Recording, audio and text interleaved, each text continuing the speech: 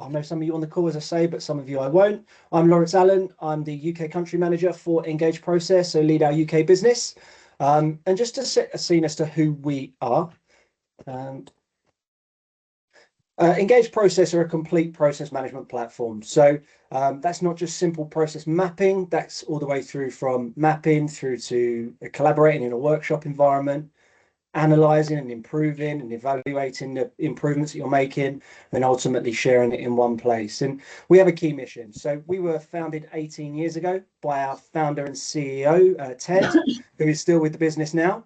And his mission was to create a piece of software that enables organizations to involve and empower subject matter experts in discussing their work to support the objectives of the organization. And I think as we go on this LGR journey together, I think that is going to become even more prevalent as we move forward. And we saw a quote in kind of the 10 considerations for LGR from the LGA that essentially mirrors our ethos.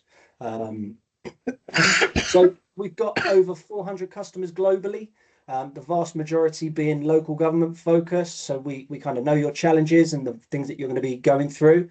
So there's a number of organisations on there, a lot from councils, but there's some housing associations. And despite the fact that we provide the same tool to all, they are all using it to deliver their own strategic. So essentially the aim of the game as you move forward through LGR is to merge services from different councils who have all got their own unique systems, processes, culture, etc.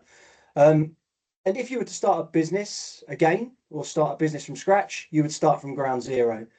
The challenge that you're going to have is that you need to do all of that whilst in parallel continuing to deliver the great services that you're delivering for your citizens. So we've kind of broke LG up into three phases. We see it as kind of the preparation phase, which is where we are now, where we think if you've got the capacity and the opportunity to do so, it would be great to get a grounding as to how you operate and capture some of that knowledge before you kind of go into vesting day, where you still have to deliver those seamless citizen experiences, and then ultimately get into the continuous improvement and actually start to make some of those bigger changes as you move forward. I think Rachel and Richard are going to probably talk about kind of what the vision was at the start and maybe kind of how it differed as they actually started to form their unitary as they move forward. Because yeah, there were certainly some things that you just physically couldn't do until you were operational. So what you've got, there's an increasing number of dynamics within your organizations, and what I've done is created a bit of an org chart of a standard unitary and potentially how it could look and all the different service areas. And as you move forward, you're going to have different BPM projects everywhere. You're going to have new laws and regulations. You're going to have RPA projects. There's always going to be cost pressures. You know, service design teams. You know, data projects where you need to manage and understand how you're using your data. You've got customer satisfaction teams. There's certainly going to be new systems in certain areas, and AI solutions, maybe pilots or projects as you ongoing. And at the moment, potentially these are happening in silos. So there is no kind of organization-wide control or operation over that. So we think that there is a need for that. And yeah, to support operational clarity and decision making. And the way in which we foresee that is by involving the service and operations teams in these conversations and having an organization-wide approach. So it's joined up with the participation of all staff on that journey. And the way in which we do that is through process management. So what process management is, it isn't just simply mapping a process to improve something and putting it on a shelf. It's about putting the service area at the center and essentially organizing your teams around it to obviously make those improvements, but then ultimately continue to drive those continuous improvement efforts. So to bring that to life, I've got a simple slide to kind of paint the picture as to how process management works in operation. So, for example, you could have a law or a regulation that changes and you make a tweak somewhere, but without thinking, you didn't realize that it impacted some customization that you had in an IT system, or there could be a cost saving project within the council, and you've added additional cost. So by having processes in the middle, no doubt when you do make changes, it is going to impact elsewhere. But by having processes as the foundation of your organization, you are able to see those impacts. And ultimately, you can assess the impact when you are making changes with visibility and data aligned to it. You've got the necessary detail in one place. So that could be operational detail, that could be technical detail from architecture, from your IT systems. It could be linking to documents that are relevant. You are, by implementing process management, you're able to have it all in one place. I heard a good quote this week, and it's kind of good services are cheaper to deliver than bad services. That's a given. So by having process management embedded, yeah, there's synergy between all your projects, which makes it quicker and cheaper to deliver. I've spoken about it a few times. It really is our ethos, and we do believe that by having subject matter experts involved, it's really going to help you understand essentially how your processes work, but ultimately take people on the journey with you. And then, obviously, by having an overview of your organization, you get clear insights into how you operate. And then ultimately, based on the data, you can make decisions rather than doing things in kind of more of a gut feel type way. So how are we discussing processes? And I'm going to put a bit of an asterisk here at the moment. If you are doing any of this, you are doing a good job. It's all positive, but we think there are enhancements that you can take. So at the moment, there's a lot of this going on in the industry, and it always will do, which is great. There's the brown paper workshop sessions, which are great for a visual aspect. But to get those data and insights, you're going to have to put it into Visio or Excel. And then ultimately, you share it on a PDF on Teams to get comment and feedback. As you know, with any PDF, as soon as it's created, if you make any changes to kind of the original design, it's out of date and out of time. And then ultimately you can put it in a corporate handbook and the cycle goes around again. So Engage Process, for people that don't know us, it essentially takes all of those disparate systems and different ways of working and encompasses it all within one platform. And then coming into the final slide or two, as I said, I'll keep it really, really short. So how do we support LGR programs? We see ourselves as a way of engaging teams in a way of working through process workshops, giving people visibility and knowledge capture, and also enabling feedback and sharing and plan, do, check action via the viewer application that we have.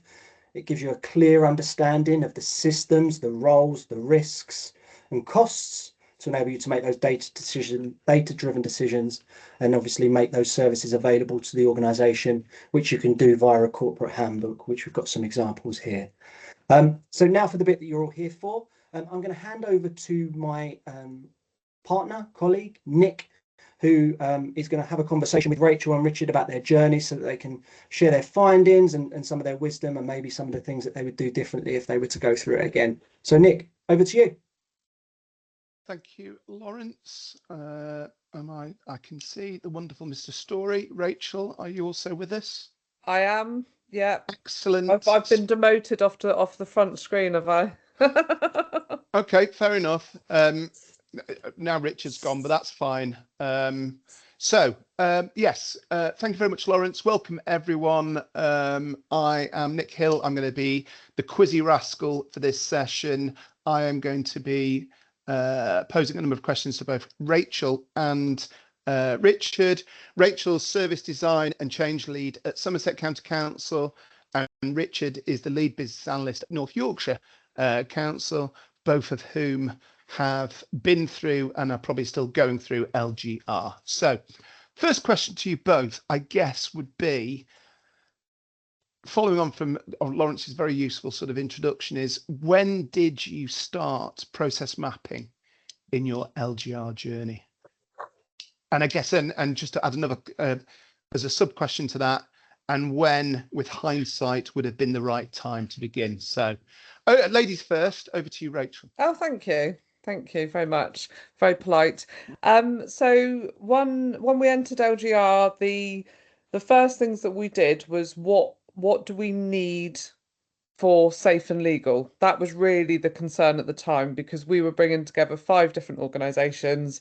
It was that kind of focus, and we also wanted to focus on the areas where residents were going to notice the impact the most. So, for example, heading before vesting day, we were process mapping and working on aligning key reception processes. We were going to a single phone number, single website. So wherever it made sense for us to do it in those spaces, that's where we focused the energy.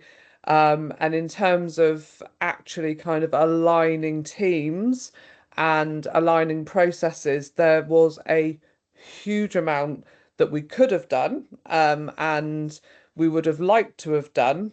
But again, because of the environment that we were in Somerset, it wasn't the right time for us to kind of embark on a huge process mapping exercise across the organisation. So that's kind of what we did. If I was in the position where we didn't have a financial emergency, which we did in Somerset very quickly after vesting day, financial emergency was declared.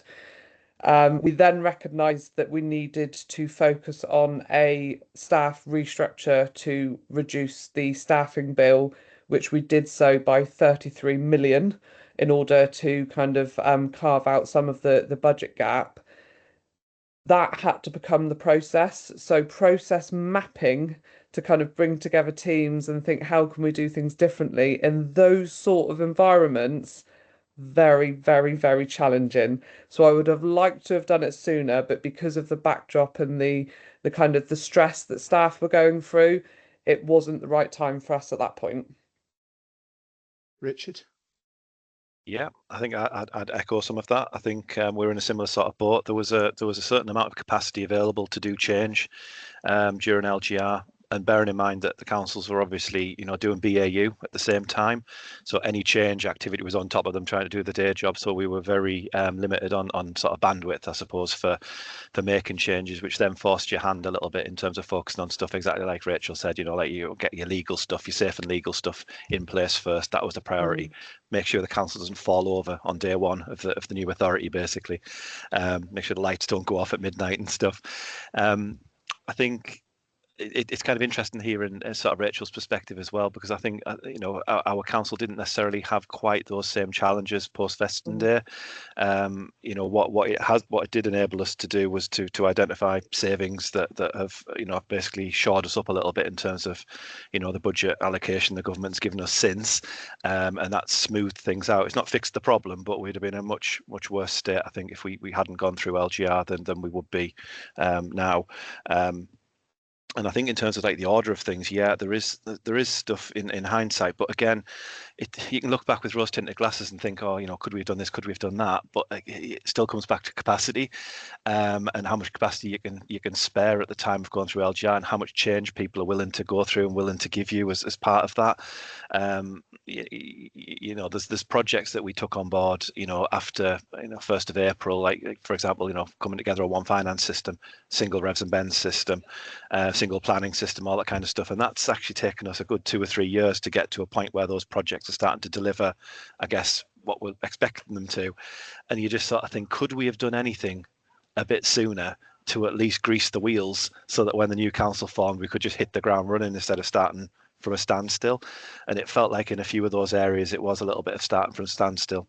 So I guess anything you can do to understand what's going on in the current councils before the new council forms will really stand you in good stead. And I think that's where process mapping will help, and where, for example, I mean, there are multiple tools available, but a tool like Engage, where you can rapidly map stuff through with teams in a very engaging kind of way.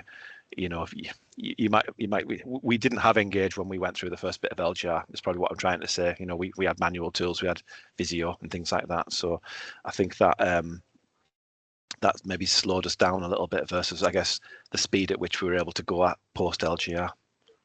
Yeah, I really like the point you just made, Richard, actually, because that's something key for me, is that the issue or the thing we're trying to work around now is so we have been lucky that we have had engaged process for the whole of our journey, but only for limited users.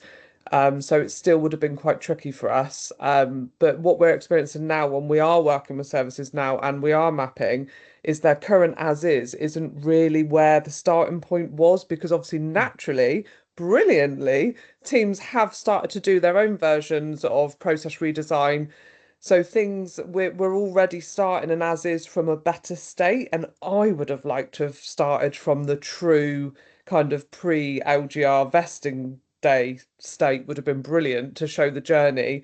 But by not having the capacity and just not being in the position to gather that sort of metrics or to support the organisation to do it, we've kind of lost that true as is, which is a bit of a shame.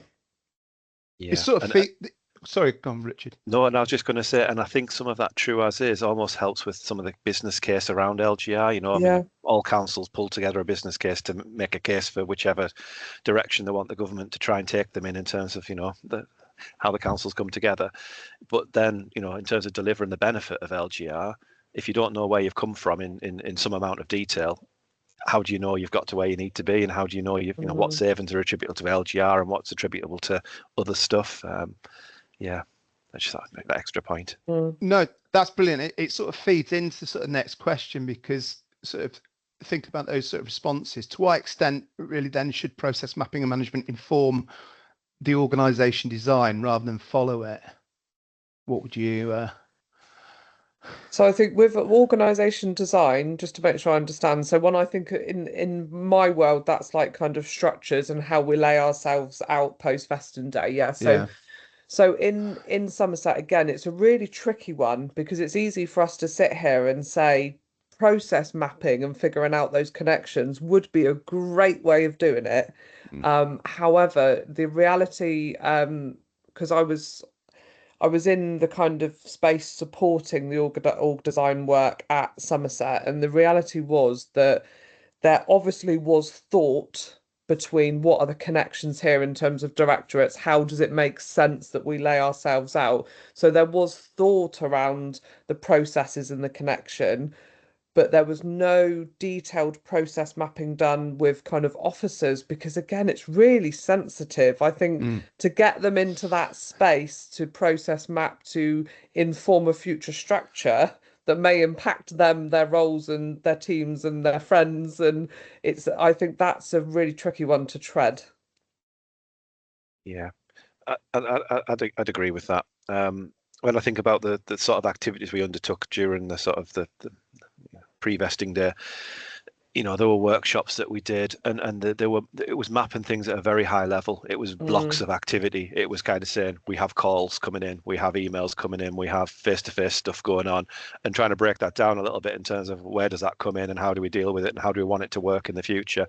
But it wasn't right, let's map all 8 councils as customer service processes end to end and then effectively design a new one.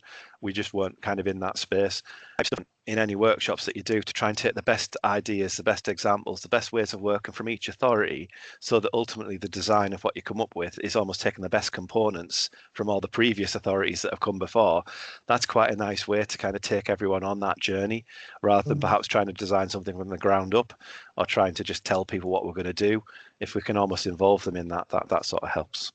I'm not quite sure if that answers your question entirely, Nick, but no, it definitely does. And I think also it lends itself, I think, to what Rachel was saying before about the fact that obviously, you know, LGR is very much about a people and and personal journeys, and so then to have that sort of culture of collaboration, you know, before vesting day and start fostering that. No, it certainly lends itself extremely well. And I think also you're making this very easy for me to segue into questions, Richard, because then, you know, what I was going to say was, you know, with that, with the hindsight that you've both got, you know, if obviously councils that are on this call, if they could prioritize, a handful of service areas before vesting day, and obviously you've identified that customer journey, that citizen facing sort of optic of, you know, one council, one website, one number, the customer journey, you know, remains consistent, yet potentially, and I'm not saying this, you know, but behind the scenes, you know, chaos reigns. But if you, with that hindsight, and I'll come to you first, Rachel, because Richard obviously talked about the customer journey. With that hindsight, what would you advise to? Obviously, everyone's going to be different, but you know, from a Somerset perspective, what would you have? Well, and that's really what I wanted to emphasize today is the different journeys. Every LGR is, from what I've heard from talking to peers, it is different, and you have to flex depending on that. So what you think is the best way of doing things in terms of process redesign, service design, it might not happen for various reasons, and that's okay. It will eventually settle. But if we were kind of in a perfect scenario, then I think I still would have encouraged the approach that we took, which is, like you said, that kind of front end customer experience, because even like, you know, Richard's talking about that internally you're going to have differences of opinion. Externally, we do as well. Of course, our residents, you have some that agree with the decision and others thinking, why are you doing this? Am I going to save any money on my council tax? So what we need to do is to make sure that, again, it all looks like it's gone well from the outside. So that absolutely is the focus. If we could do anything else slightly differently, then what I would have then done is taken it a step further. So I would have still done it customer experience front end, and I would have looked at what's the highest contact volumes in terms of processes, services. So again, Richard's mentioned some of the ones that we would expect to come out on top, in terms of revs and bends and kind of those services. In Somerset, it may have been down the we could have also looked at some of the services where, again, we all know that there is a high spend for various reasons. So that's the sort of things that I would have looked at and gone into a greater depth of detail to bring those together, so that the kind of savings and benefits weren't just on the front end, but we actually experienced it through the services as well. Excellent. And Richard, any additional services on top of the customer journey? I mean, I think Rachel's probably covered much of the points I think I would have made.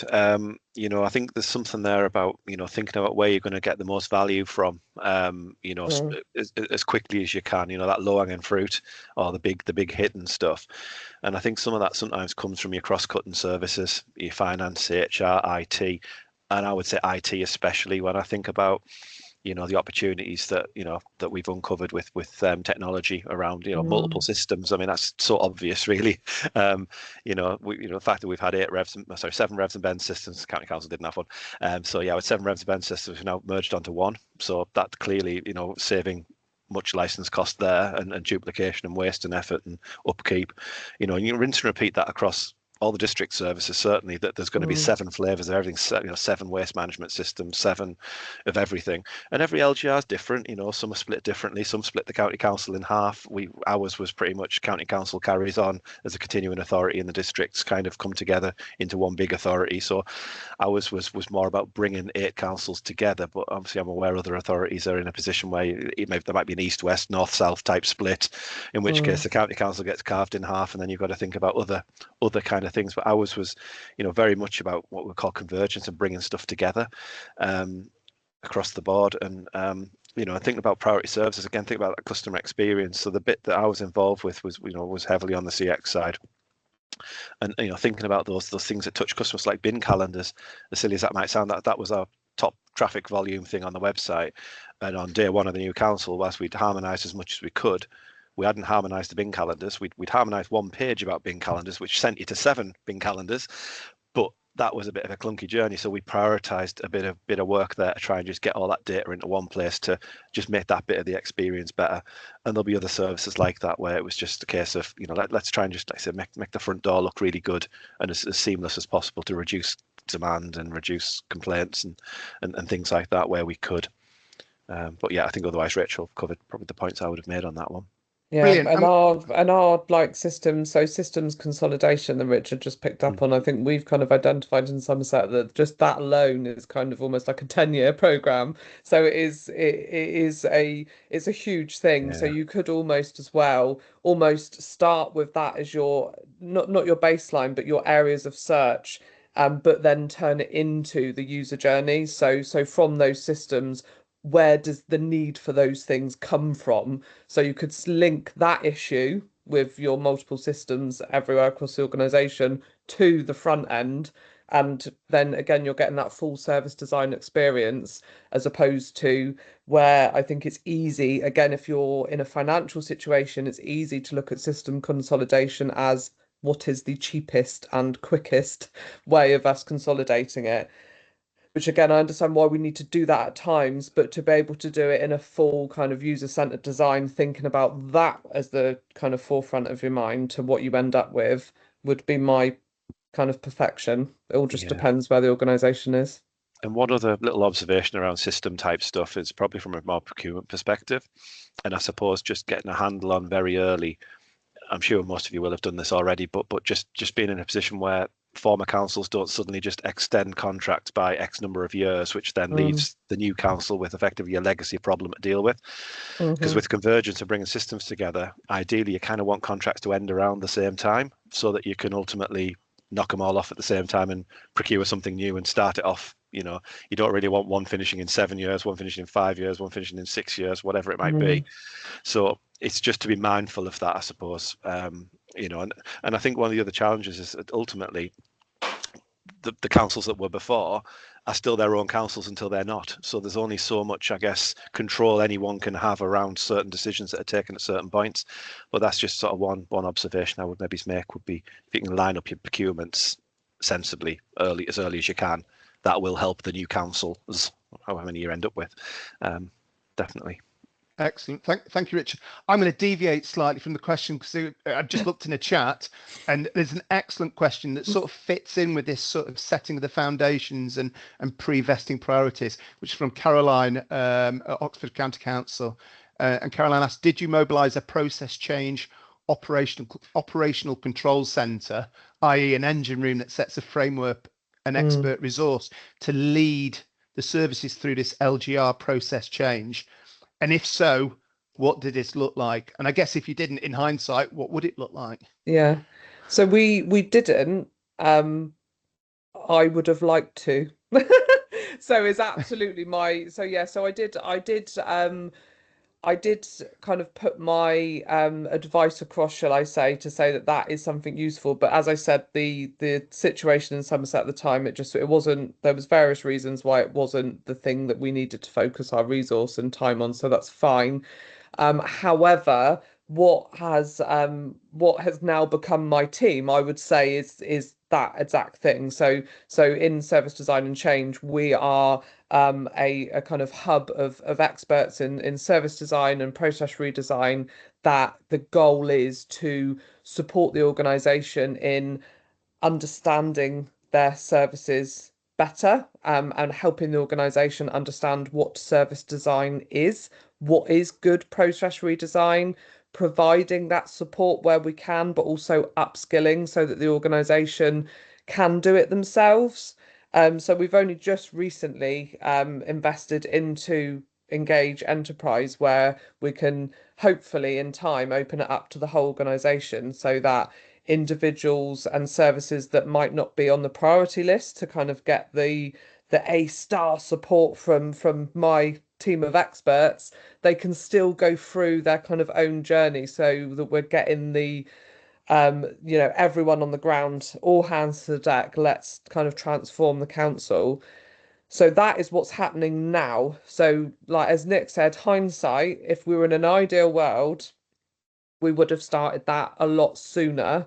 But because of the situation we were in with financial emergency and a restructure taking place at the same time, we weren't really in the position to do that in Somerset. But if you are, then absolutely, the sooner you can get this stuff moving, then the sooner you're going to see the benefits of LGR. Yeah, Richard?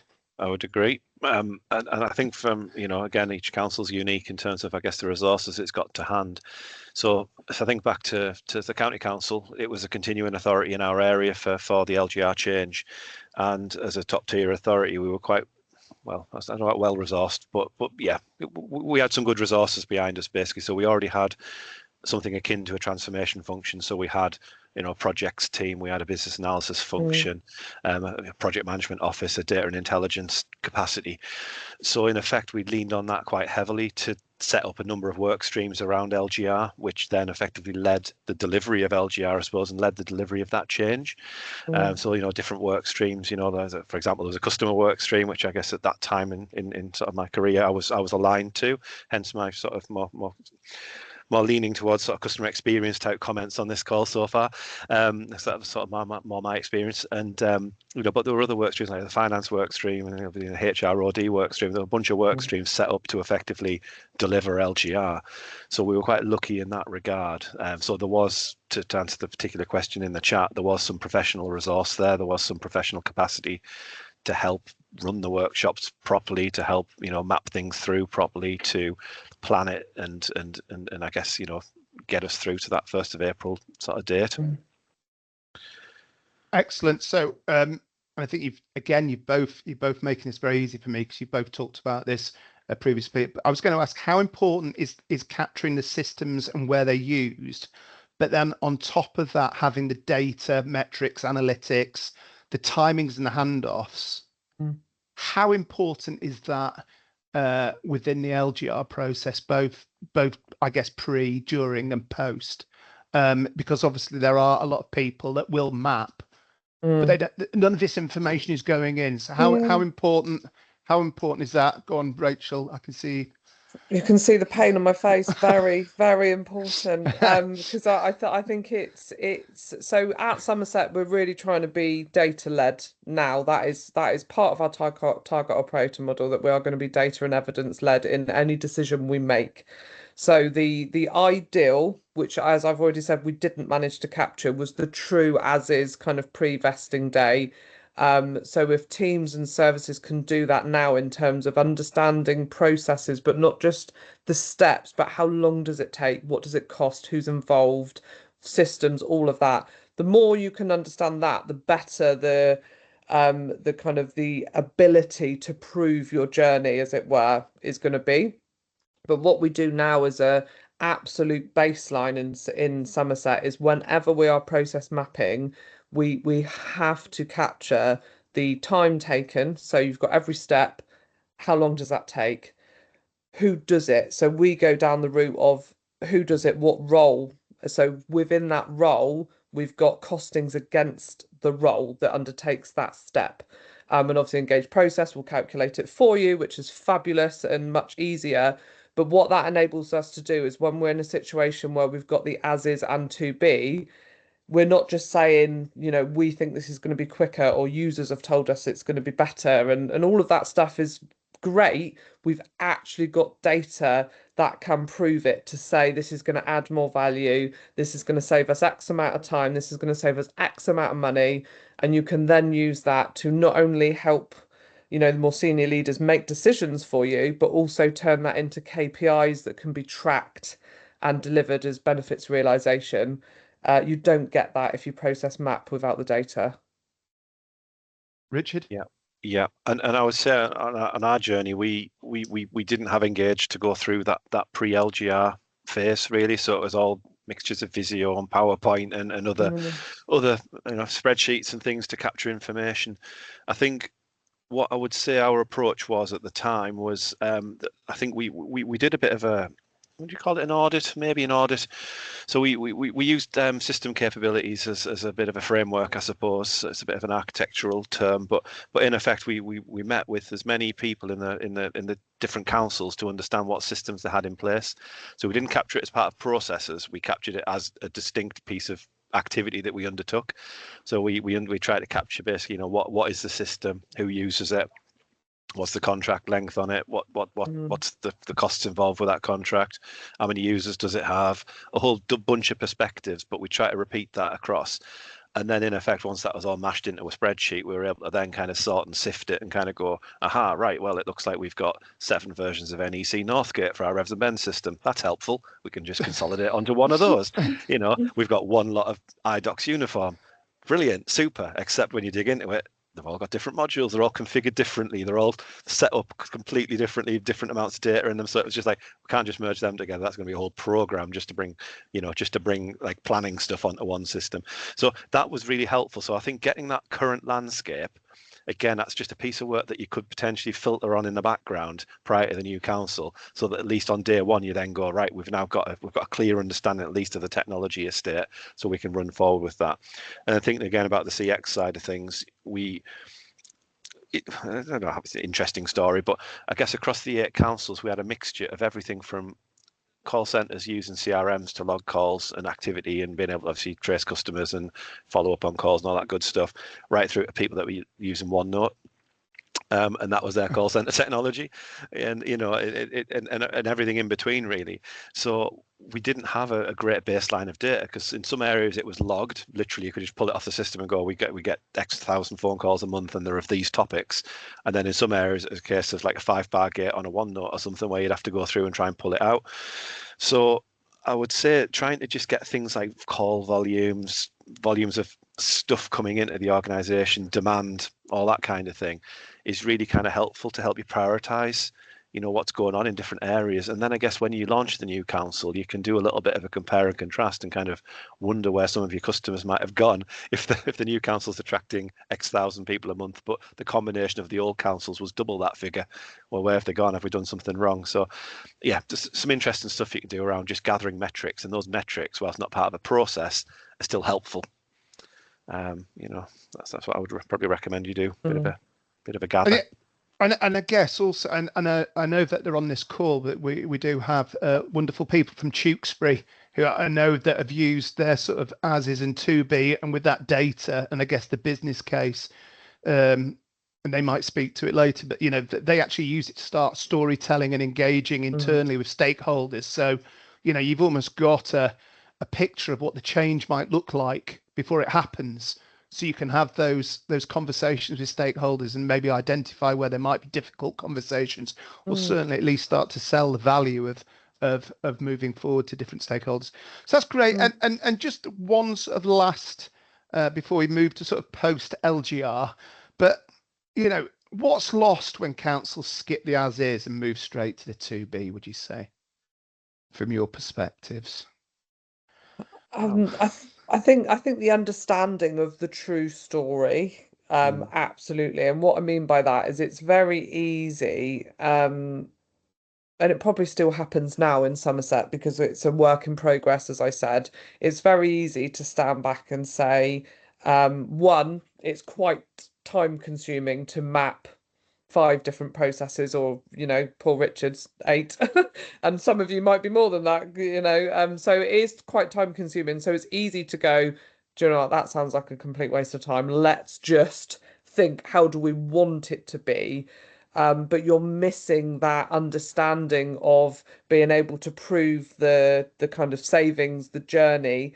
And it's also, when you're thinking about a process, it's very easy to misremember the reality of what it looks like. So one of the key benefits of process mapping in general is actually seeing it laid out in front of you and going, well, actually, this happens there and this happens there. And then you get a user tell you, well, that's great, but that's not what I experience. This is what I experience. If you go straight to the to be, I think you'll miss out on a lot of opportunities to identify things, to really do things better, as well as that data to understand where did we start from, where are we heading, the storytelling that Nick just referred to as well. That is really helpful, because if you go straight into a to be, you are likely to be met with why? Why are we doing it that way? Whereas if you've got the as is journey as well as all of the other wonderful stuff in terms of user research and feedback, you can actually explain this is why we are doing it this way, as opposed to the decision's been made, and that's never met with open arms in my experience. Yeah, and I think I would just add, a lot of sort of repeat a point I made earlier, really. But if you don't know where you've been, you don't know where you've got to, and therefore what the gap is, what the benefits are, what the savings might have been, what the efficiencies could have been. We perhaps had that a little bit with Revs and Ben's project that we delivered sort of post LGR. We kind of just said, well, how about we just operate how the system works, and does it really matter about the previous sort of 7 ways of operation? Let's just take it out of the box. Sounds logical. But then later on in the project, we were asked the question, can we have some benefits on this? Can we understand the impact of the change on the people that are sort of going through this? And suddenly it was like, oh, hold on a second, we didn't map those processes, so now we don't know what the 7 ways of operation were in order to determine what the impact on those people would be. So if Richmondshire Council at the time did it a certain way and Harrogate did it a different way, and then we put this new system in and it works like neither of those people worked before, how can we say, right, you guys, you need this particular training in this particular area, because actually that's going to be the difference for you guys? So it's a bit of spot the difference, a bit of gap analysis, I suppose. So if you can do it, it's really helpful to help manage that change through. Excellent, thank you. So let's think about post vesting day, post LGR convergence, I'm going to call it, but it won't necessarily be complete. Well, it isn't complete convergence by both of your own admissions. how has that whole sort of process mapping and I guess process management, how has that supported, assisted, I guess, creating that single way of working? And I'd sort of like to answer that from a technical perspective, but also more importantly from this cultural perspective, because as we've sort of started, you know, a lot of these types of projects and programs, the technology is not the issue. It's, you know, it's people, it's culture, it's feelings, it's empathy, it's all that sort of stuff that's really sometimes really difficult to prescriptively provide people with a sort of an A to Z of where to start from and how to get there. But you know, how is that? How is the sort of process mapping, process management supported both of the organisations in converging into a single organisation, a single way of working? So I think, as I said, it's definitely work in progress. We're still on the journey of doing those wonderful things, but it kind of led to my previous point. I think that by going through process mapping, you are allowing the subject matter experts, so the people on the ground that actually experience and go through these processes, to tell you how it really is. So they are saying this is what happens, and especially if you are in a slightly more challenging environment, like we were in Somerset, where we were heading straight into a restructure that impacted everyone from very top to very bottom. It was a difficult state. So I think enabling everyone to be involved and say this is what happens and take ownership of what their role is and give them that empowerment is really important as part of the change process, because if they're involved from that point and able to voice this is what happens, this is what's frustrating, or this is what we love about how we do it here, enables them to then further understand the change once the 2B is designed with them. Again, they're all involved to say, what does the future look like? You're going to have less resistance and greater understanding from the people that actually do those things. And again, extra points if you've got users and residents involved where they need to be as well. So I think that's in terms of culture, I think that's the important thing for me, in terms of process mapping in an open way. It's helping taking people on the journey and getting people involved and making sure that decisions aren't just made, at management level, which absolutely we don't work that way in Somerset. So we need to, I think, like I said, getting people involved at the right time helps with that culture shift. Richard, before you come in on that, can I just, and you might be able to talk to this as well, did you find that when you were engaging with staff that maybe weren't maybe used to or been exposed to process mapping, did you find all of a sudden there were various light bulb moments, because obviously they might have been used to doing something in a certain way, and all of a sudden they realize that they've not been as productive as they would want to have been, or provided as much value to the to the end user or the process? 1,000,000%. So what I always say to my BAs and my service designers, I'm sure Richard says this, the same. The most common thing you will say in your job is why. So people are saying we do this step, why, and sometimes it's those moments when they step back and go, well, we've always done it, but why? And it might still be, oh, we have to because of this guideline or this policy. Well, can we check that that's still relevant and it's not, 20 years out of date? Those sort of conversations, they come to life. They come to life, sorry, when you're process mapping. And there's many a time when that individual might go from saying, no, we have to do it because of X, Y, Z, to, oh yeah, no, actually we don't, and it's not adding value. We can do a value stream map and we can see that it's not adding value to me, it's not adding value to the organization or the user. So why are we doing it? And those conversations are easier to have when you're in a group setting, questioning in a kind of a gentle way. Whereas if you just went in without any of that and said, is there anything you can drop out? Absolutely not. I'm sure that would be the answer that you get. Richard? Yeah, I suppose. Yeah, to be fair, I think Rachel's probably covered a lot of what I would have said on this. I think using the process mapping to map stuff out with people, getting all former areas together or former ways of working together in a room to map stuff through. They're all involved. They're all taking part in that journey. They all feel listened to. It drives that collaborative culture, and it helps with, no doubt each organisation when it comes together, because ours did, we set some principles, we set some cultural sort of frameworks and expectations, and little subtle things that were quite visual, like we make sure we all had a lanyard with our sort of key statements around the edge of the lanyard and things, so that everyone felt like they were part of one organisation when we came together. Those little things like that. It's lots of little bits, I think, that all come together to make the working together in the future a lot easier. And I'm probably going off on a tangent. I think I'm going off on a tangent slightly with this one, Nick. But when I sort of think, there was a genuine, I think, want from the continuing authority, which was the county council, to, it wasn't a takeover. It wasn't trying to do any of that kind of stuff. It was trying to do the best thing for the residents of North Yorkshire, I think, and sort of put our best foot forward and all that kind of stuff. So there was a genuine want to engage with folks and a genuine want to get everyone's views and opinions and all that kind of thing. And that came across all the messaging. We had joint chief exec statements that went out regularly each week, where all the chief execs that were still obviously part of the mix at that point signed off at the bottom, kind of thing. And so there's some real cultural stuff that can be done around this.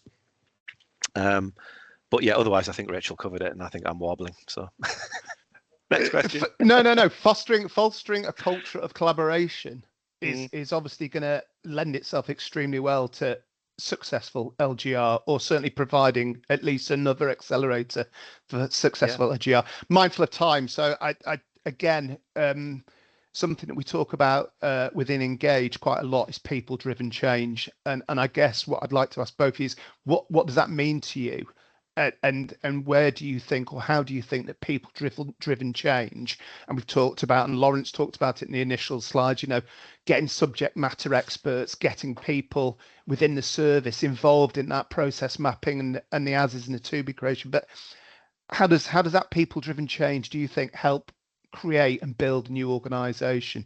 And let's go to you, Rachel, first. So yeah, I think it leads on to what we were just saying, that so yeah, in Somerset we follow the DSDM Agile Alien Baby setup. So absolutely, we're really passionate about that design of what does good look like is done with the subject matter experts, so your officer level on the ground doing this day to day, not management or above. They make the decisions, but the people doing the design are officer level, subject matter experts, users, developers, all of those wonderful people coming together to kind of create this hub of innovation and how can we do things differently.